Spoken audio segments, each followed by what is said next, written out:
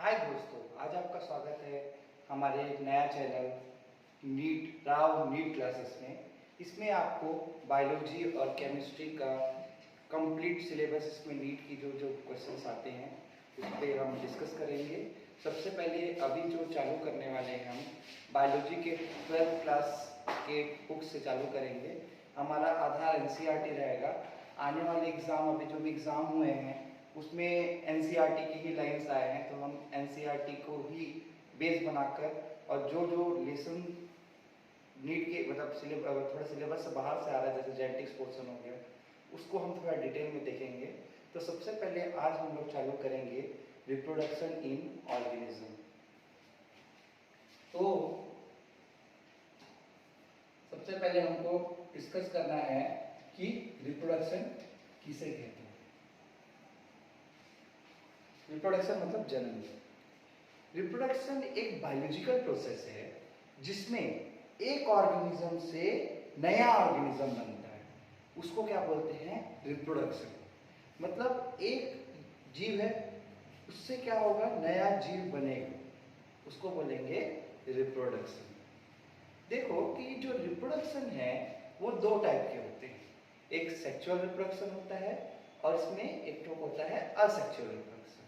तो हम लोग सबसे पहले देखेंगे रिप्रोडक्शन को दो भागों में बांटे, एक असेक्सुअल रिप्रोडक्शन और एक तो सेक्सुअल रिप्रोडक्शन।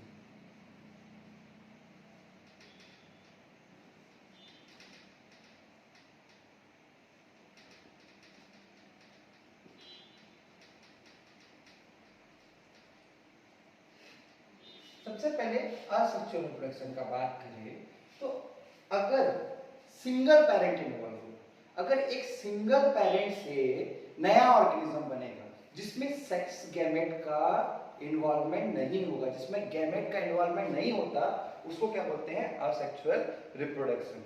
ठीक है, जिसमें सिंगल पेरेंट इन्वॉल्व होगा। रिप्रोडक्शन अगर सिंगल पेरेंट से बनता है, सिंगल पेरेंट से नया ऑर्गेनिज्म बनता है, उसको बोलते हैं असेक्सुअल रिप्रोडक्शन।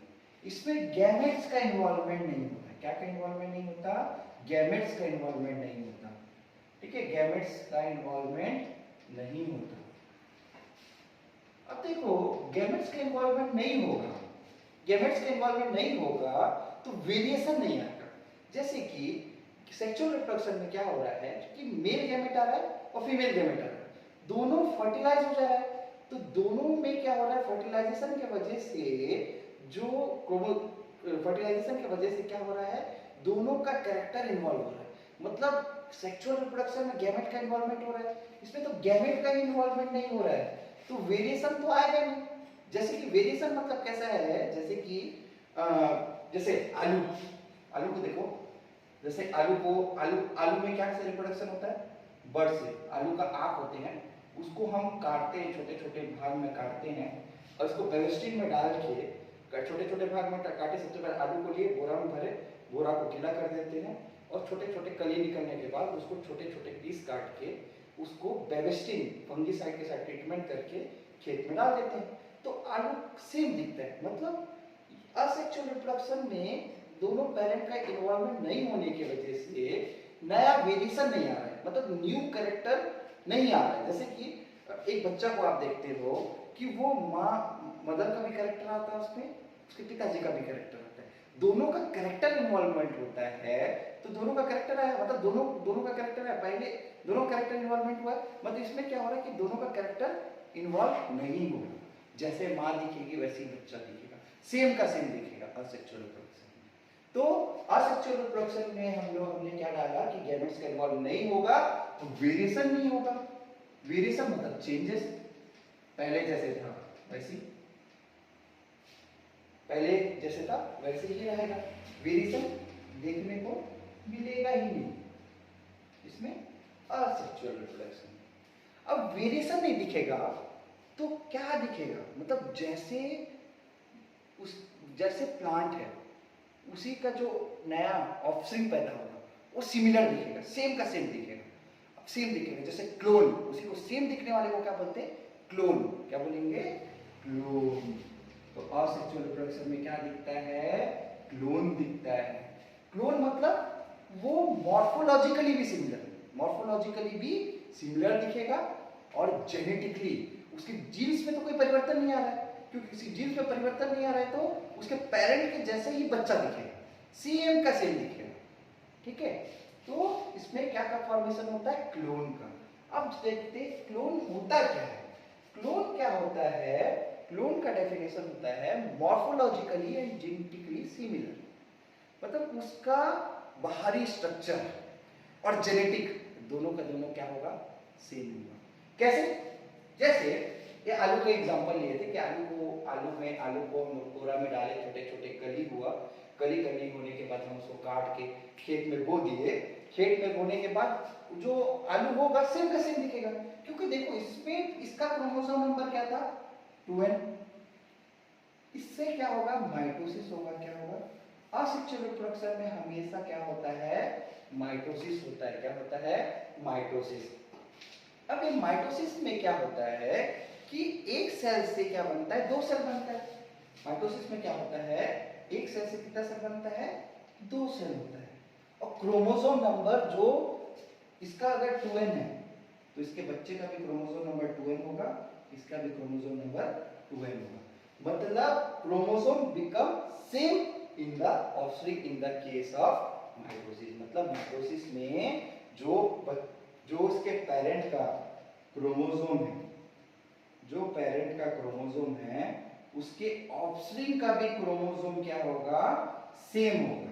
तो ऑफस्प्रिंग का भी क्रोमोसोम सेम हुआ तो एक ऑफस्प्रिंग का भी क्रोमोसोम सेम हुआ, तो ये क्या प्रोड्यूस कर रहा है, मतलब इससे क्या समझ में आया कि ये जेनेटिकली इसके ऑफस्प्रिंग, इसके जो बच्चे हैं वो भी क्या है, जेनेटिकली सिमिलर है, क्योंकि इसका भी क्रोमोसोम n है, इसका भी क्रोमोसोम 2n है, इसका भी क्रोमोसोम 2n है, क्योंकि क्रोमोसोम सेम होता है। तो क्लोन क्या होते हैं, मॉर्फोलॉजिकली दिखने में एकदम सिमिलर दिखते हैं और जेनेटिकली भी सिमिलर होते हैं। मॉर्फोलॉजिकली एंड जेनेटिकली क्या होते हैं, सिमिलर होते हैं।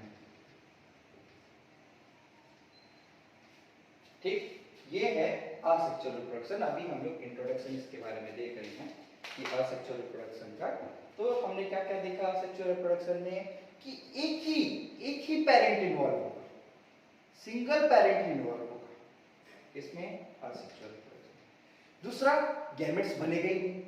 अब कैसे बनेगा, एक ही पेरेंट्स गैमेट थोड़ी बनेगा, तो गैमेट्स का इन्वॉल्वमेंट नहीं होता असेक्सुअल रिप्रोडक्शन। दूसरा, तीसरा क्या है, अब भाई एक ही पेरेंट है, उसका क्रोमोसोम 2n है, तो उसके बच्चे का भी क्रोमोसोम क्या होगा, ऑप्शन जो प्रोड्यूस होगा वो क्या होगा, 2n ही होगा ना।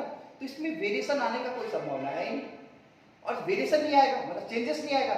जैसे माँ दिखेगी उसका बच्चा भी, मतलब जैसे अगर आलू को लगाए सेम आलू होगा, क्योंकि उसमें वेरिएशन आएगी ही नहीं। जैसे उसका स्ट्रक्चर, पेरेंट का स्ट्रक्चर है, उसी से जैसे ऑफस्प्रिंग का भी स्ट्रक्चर रहेगा।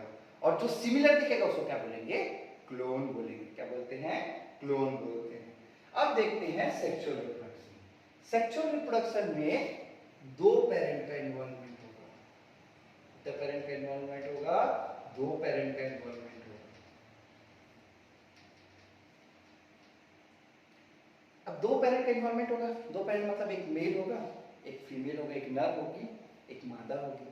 अब इन दोनों का गैमेट इन्वॉल्वमेंट हो रहा है। ये जो गैमेट होता है वो हैप्लॉइड नेचर के होते हैं।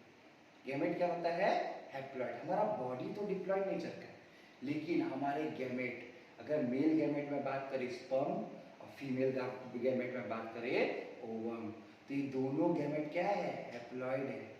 तो इसमें क्या होगा, म्यूसिस होगा। क्या होगा, म्यूसिस। याद रखना म्यूसिस में, म्यूसिस जो होता है वो दो टाइप के, म्यूसिस 1 होता है और म्यूसिस 2 होता है। अब एक म्यूसिस से 4 सेल बनता है। कितना सेल बनता है, 4 सेल बनता है।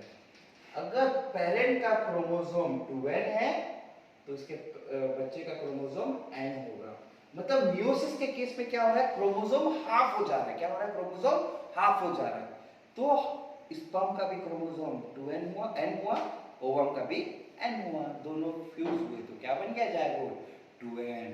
मतलब इसमें जेनेटिक दोनों जीन मिल रहे हैं, दोनों के बीच में क्रॉसिंग ओवर हो रहा है, तो मतलब इसमें क्या हो रहा है, सेम वेरिएशन आने का चांसेस है।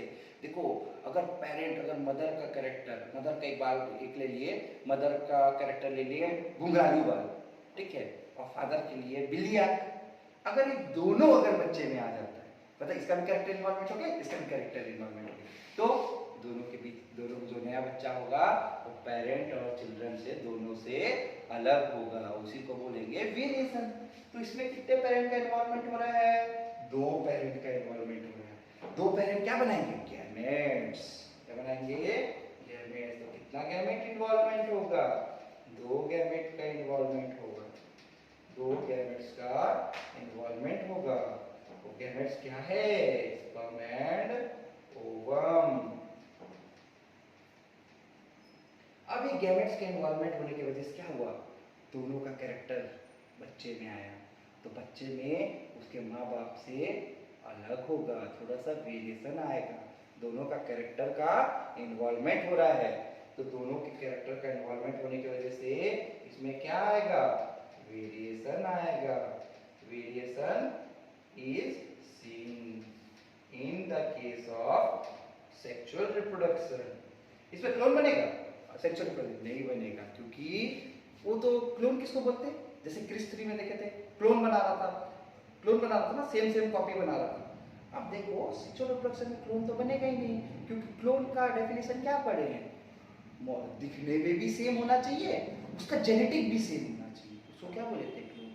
अभी दिखने में तो दोनों का कैरेक्टर आ रहा है, और जेनेटिक में भी दोनों का कैरेक्टर आ रहा है, तो कैसे होगा, इसमें क्या होगा, क्लोन नहीं बनेगा, क्लोन नहीं बनेगा।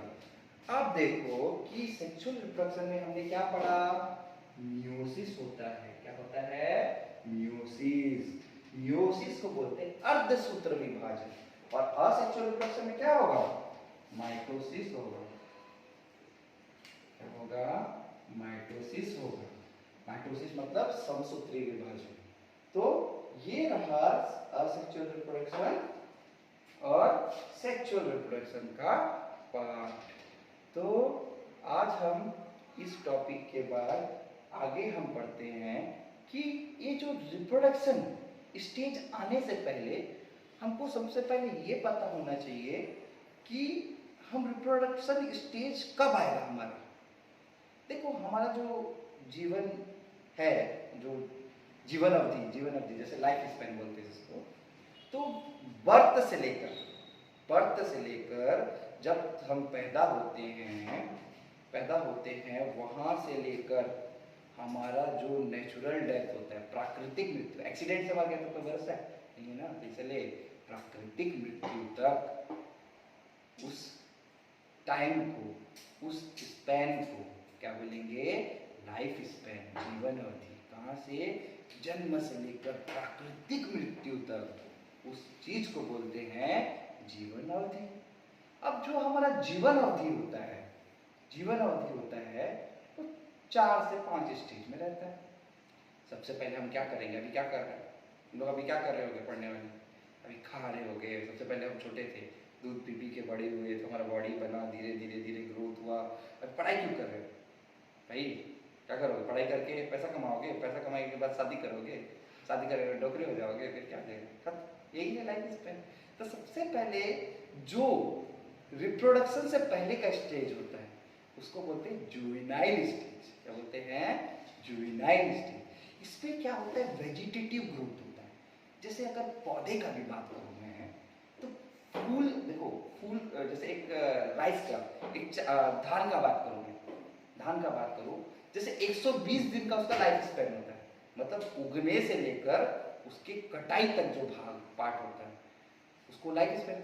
वो 120 डेज के लाइफ स्पैन में 60 दिन तो वो क्या करता है, अपना ग्रोथ करता है, अच्छा से ग्रोथ करेगा, वेजिटेटिव, उसके पत्ते बड़े बड़े होंगे, तना मोटा होगा, उसके बाद उसमें फूल खिलना चालू होता है।